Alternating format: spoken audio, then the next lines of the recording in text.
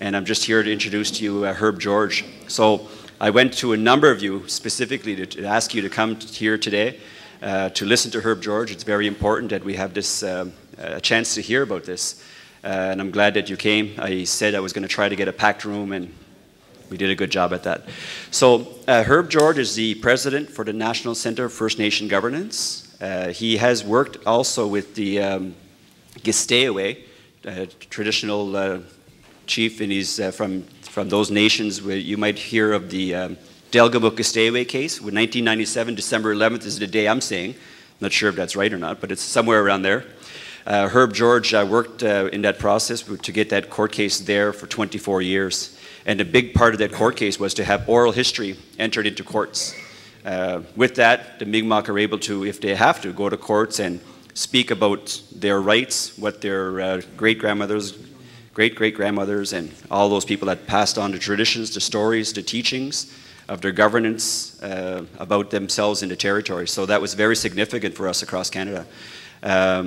So he's done that. He's done also, he was the vice chief for the BC Chiefs in British Columbia. I'm not sure how many years he was doing that, but he did that for 5 years? 6 years, 6 years. So there's 200 and some communities in British Columbia. I say 236, again, I'm not sure if that number's right, but it's somewhere around there. If I'm wrong, someone will say, well, you're just a little bit off. So Herb George is going to speak to us today about, partly about the inherent rights, partly about the assertion of our rights and the strength of the peace and friendship treaties. So I'm going to pass it over to Monsieur Jeanette. He's going to say some things in French, introducing Herb. Donald works for Herb as well, communications, so it's nice. I said, you're introducing him your way, I'm going to introduce him my way. So I ask everyone after Herb speaks, come up and ask questions. You know, really, let's have an engaging discussion after the speech. I said, no one can stunt Herb, so try. Bonjour tout le monde, je vais vous faire une petite présentation de M. Herb George qui est ici avec nous. Alors, Herb George est le chef héréditaire de sa Première Nation. Il a œuvré en tant que professeur associé durant plusieurs années en administration publique à l'Université de Victoria. Doté d'une impressionnante expérience en droit aborigène et de titres, ainsi qu'en autonomie gouvernementale et en éducation, il fut un atout considérable en tant que fin stratège dans la décision d'Delgamuuk en 1997.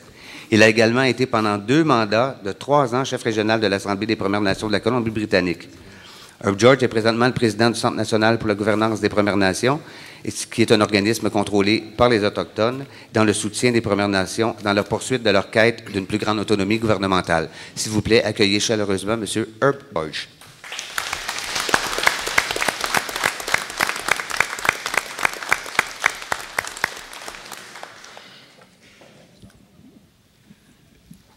Good morning, everybody.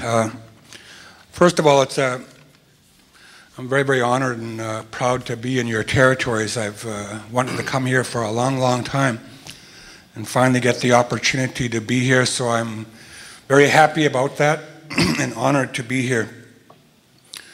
I want to first of all acknowledge the leadership, the chiefs and council members who are here, the elders, community members, and I understand that we're being joined by youth this morning. So I want to begin my remarks just by acknowledging the youth and the importance of youth to all of us across the country, to every one of our nations. As was mentioned by Troy, I worked on a court case called Delgamuuk and gespe'gewa'gi for 24 years. And that case came out of the Supreme Court of Canada December the 11th of 1997. And so you can imagine that it took a lot of time and effort of a lot of people. It was brought forward by 2 different nations, the Wet'suwet'en, of whom I belong to, by our hereditary chiefs, and by the Gitxsan and their hereditary chiefs and people. And this whole action goes back to the time of my grandfather, whose name was Guflat, one of our hereditary chiefs of our Flying Frog clan. And when Canada was establishing reserves in our part of the country, was in the latter part of the 1800s. And when they came onto my father's clan territories, they encountered my grandfather. And my grandfather told them that they had no land to give us. They had no business to be coming to talk to us about us leaving our lands and moving on to reserves. And started to resist, and that resistance continued on until we finally took this action to the courts. But prior to going into the Supreme Court of Canada, and throughout this process, our people used to gather like this. And we'd remind each other why we were doing this, because it's taken so long. And this last time that we did it,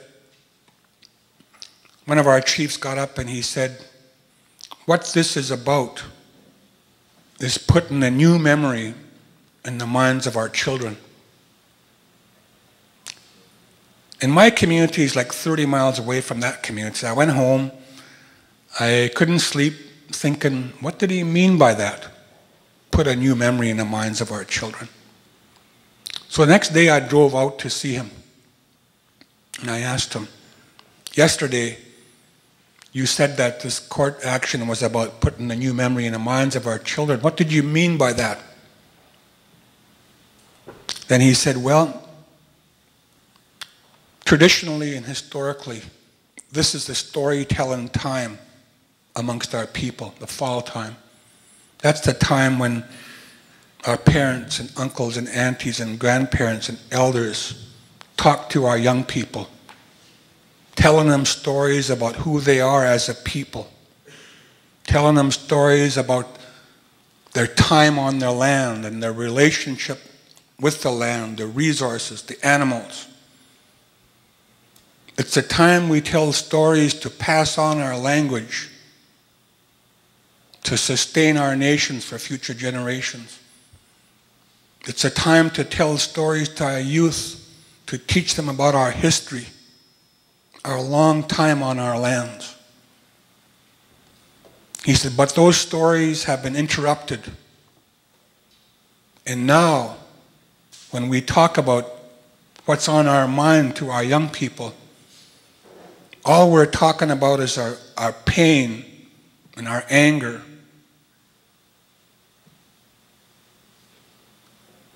And he said, we've got to put ourselves in a new position to change that stories that we tell to our young people. Create a new memory in their minds about freedom, about confidence, about being able to dream, to be able to trust, to be able to feel safe, to believe in who they are as a person, as a member of our nation, with the right to be out there on their own land, to be able to provide for themselves and for their children and future generations. So to those young people watching, that's what I'm talking about today. Is I'm hoping that when you're listening and you watch your leadership and listen to your elders, that you will start to build a different memory than we've encountered. So I dedicate this presentation to all the youth that are watching and the elders who are here. I want to talk about, as Troy mentioned, an inherent right strategy. A strategy to organize and engage our people to determine the kind of vision that collectively we want to have for our children now and into the future and forever. I want to also at this time acknowledge Troy Jerome, who's also a member of our board of directors for the National Center for First Nations Governance, and we very much appreciate his effort and his time that he volunteers so generously. So I want to thank you publicly, Troy, for that. I appreciate that. But when we talk about the inherent right, Aboriginal title, treaty rights, self-government, inherent right, and so on, we always make the assumption that everybody understands what we're talking about and we know what it means. Well, I think that's the wrong assumption to make, and that we need to spend more time talking to our people about what these words mean to promote and understand them, first of all, but secondly, to be able to have a discussion about how we make it happen so that they change from words to action, which is what we need to be doing. The inherent right is a simple term. All it means is that we're talking about something that's pre-existent. We're talking about a right that's not a subject of a grant from anybody. It's the right that we already hold and have always held and will forever continue to hold. So it's not a delegated right, it's a right that you were born with and that you will pass on to your children. What we're talking about here is the pre-existent sovereignty of First Nations across this country. That this sovereignty pre-exists and it still exists today as we speak. That's what the inherent right means. In practice, we're talking about, and this is from the work of our center trying to make this make sense, about 5 important pillars. If you take the inherent right and you unravel it, what does it look like? First of all, it's about the people. Who are the people? Who determines your citizenship of your nation? Our experience in the last while is that through the Indian Act, through membership, and that's created all kinds of problems and issues for our communities.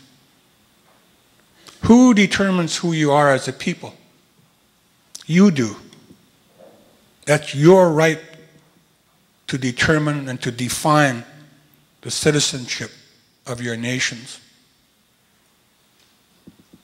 And we've always said right across the country when we talk about rights that they belong to the people.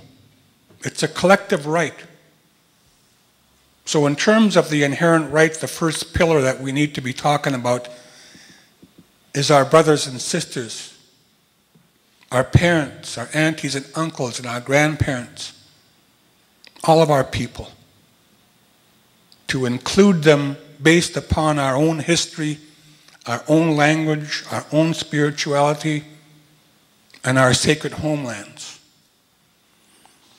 The second pillar that we're talking about has to do with the land, our territories. And from coast to coast to coast in this country, amongst our people, the principles and values that we're taught growing up, passed on from generation to generation, we know are fundamentally different from the principles and values of the newcomers, of current government. They just can't seem to understand that when we're talking about our lands, that we're talking about a long-term responsibility, a long-term obligation, a connection that goes back countless generations, that puts us in the position where we feel that we need to look after the land, our Mother Earth. And we're not talking here about reserves. We're talking here about the full extent of your own lands as you know them throughout your history. The third pillar that we're talking about here in terms of the inherent right is jurisdiction.